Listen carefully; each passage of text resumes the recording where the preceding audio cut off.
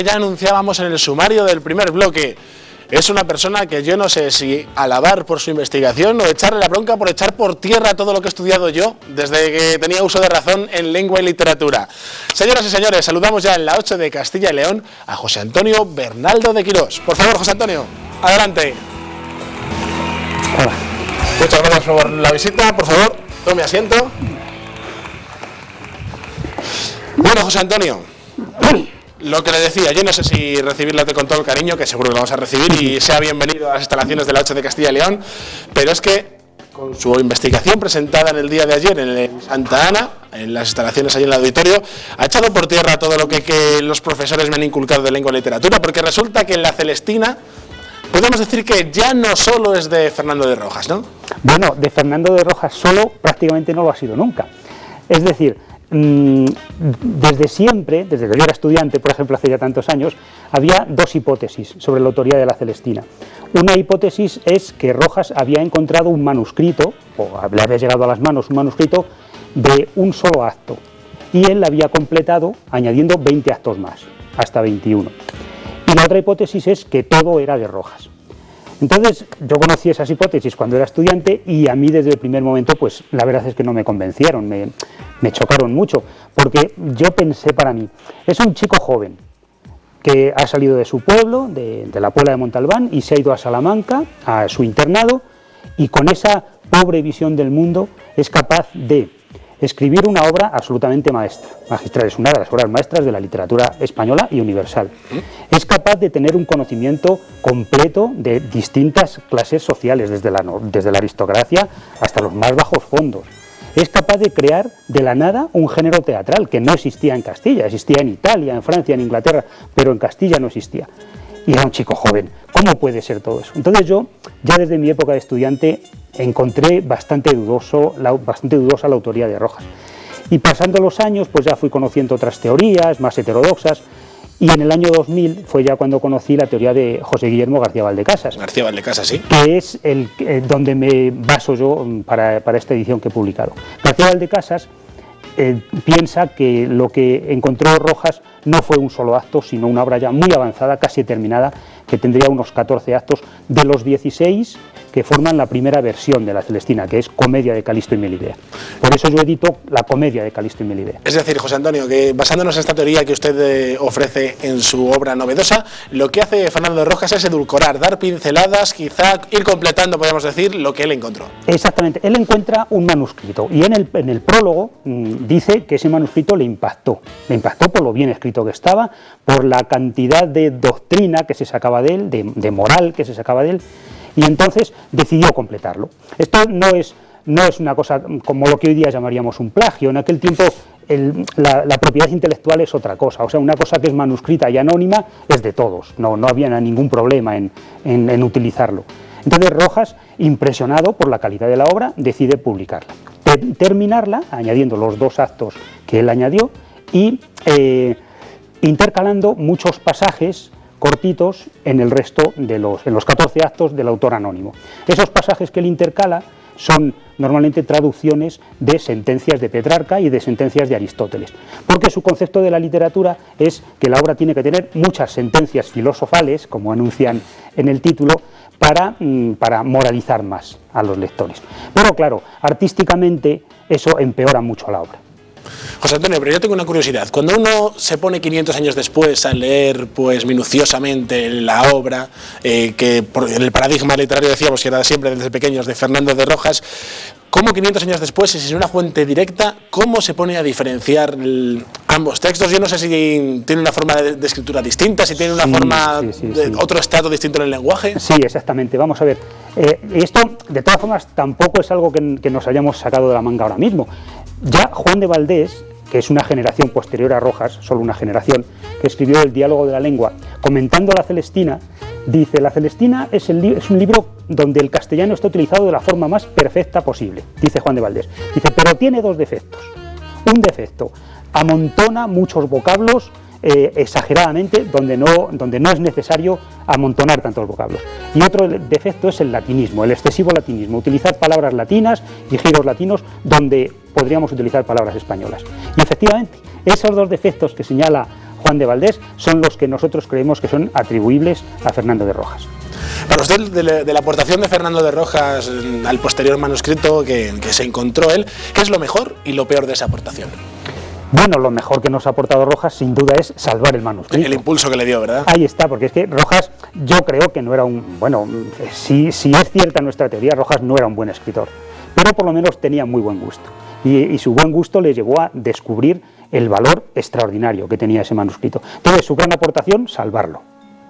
Ahora, digamos, en el debe pues está que él lo completa con sus recursos de escritor mediano, y sus recursos pues son completar la obra con 2 largos monólogos, que son el suicidio de Melibea y el llanto, el planto de Pleberio, del padre de Melibea. Son 2 larguísimos monólogos, cosa nueva porque en la Celestina hasta ese momento todo es diálogo, porque es una obra teatral.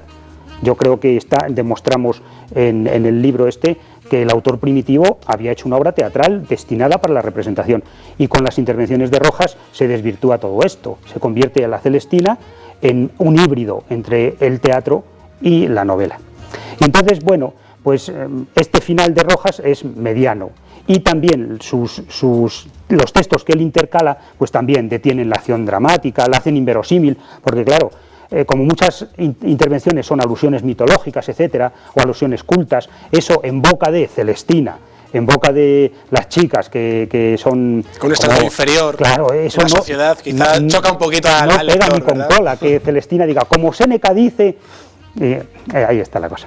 Igual Séneca era un señor de Salamanca de aquellos días, ¿no? Y no se nos hemos enterado. Pues José Antonio, la lástima es que no vale para nada todo lo que hemos aprendido desde pequeños, incluido el famoso acróstico ese que había al comienzo de la obra que decía que el bachiller Fernando de Rojas, es decir, cambiamos escritor por promotor, casi. Bueno, es que el acróstico lo que dice es, el bachiller Fernando de Rojas acabó la comedia de Calisto y Melibea. Acabar es lo que exactamente... O sea, que él lo sabía, pero... Exacto. Si es que la atribución a Rojas es una falacia, pero del siglo XX, no es del siglo XVI. En el siglo XVI, ninguna edición de la Celestina lleva en la portada el nombre de Rojas. Ninguno de los continuadores de la Celestina, que hubo muchos, ninguno menciona a Rojas como autor. Solamente mencionan a Rojas el acróstico, que dice acabó, y en un proceso inquisitorial del año 1520 y tantos, que juzgaron al suegro de Fernando de Rojas, que era judío.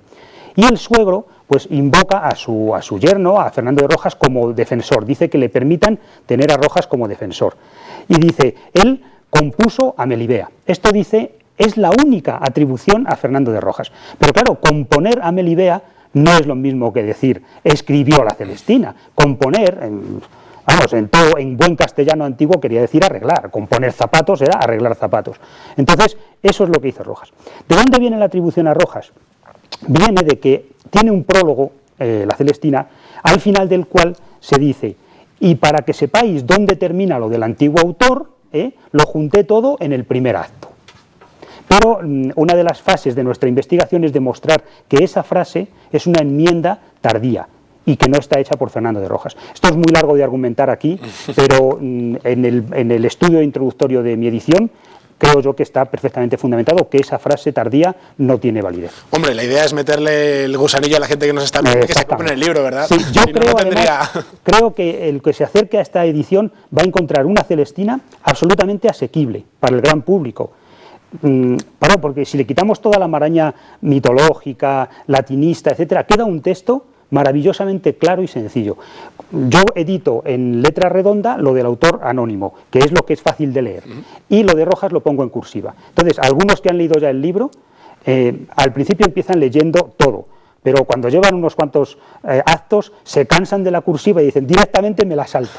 Y comprenden que es una obra teatral magnífica, impecable, brillantísima.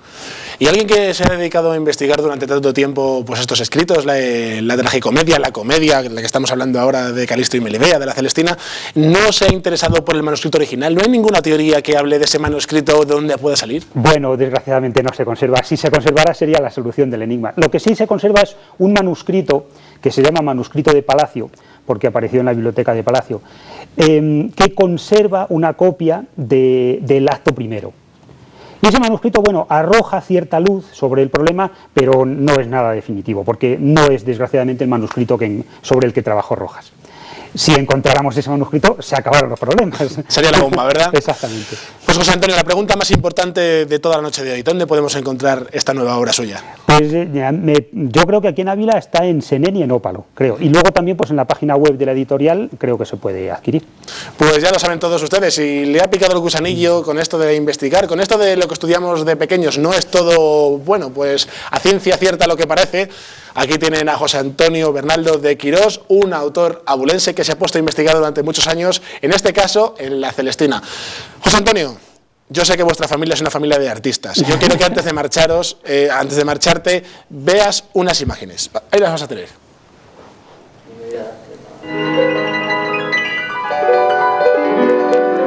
José Antonio, cuéntanos quién está interpretando al piano esta pieza que estamos viendo. Bueno, pues este es Antonio, mi hijo, que se dedica al piano y bueno, hasta ahora con buenos resultados. Vemos un investigador brillante en su caso y un pianista brillante en las imágenes que estamos viendo. ¿Quién motiva a quién?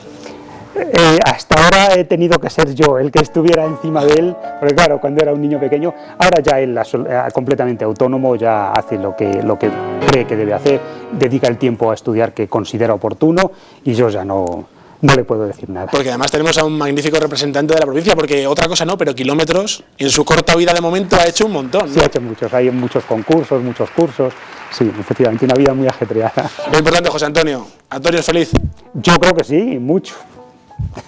Pues vamos a acabar esta entrevista con estas imágenes y sobre todo con este sonido de Antonio Bernaldo de Quirós.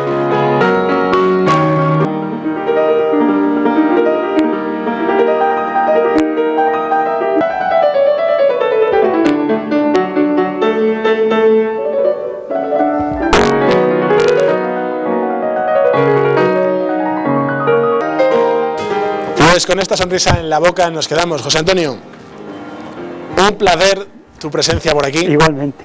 Muchas gracias y vuelve cuando quieras. Aquí tienes tu casa y esperemos que sigas investigando durante muchos años, que será muy buena señal, ¿de acuerdo? Bueno, muchas gracias por vuestro interés. Y que encontremos el manuscrito original. Muchas gracias, Antonio, un placer. Gracias. Adiós. En fin, las sabias palabras de José Antonio Bernaldo de Quirós. Vamos a hacer una pausa, vamos a ir a publicidad y enseguida volvemos con un último bloque que sobre todo les va a interesar.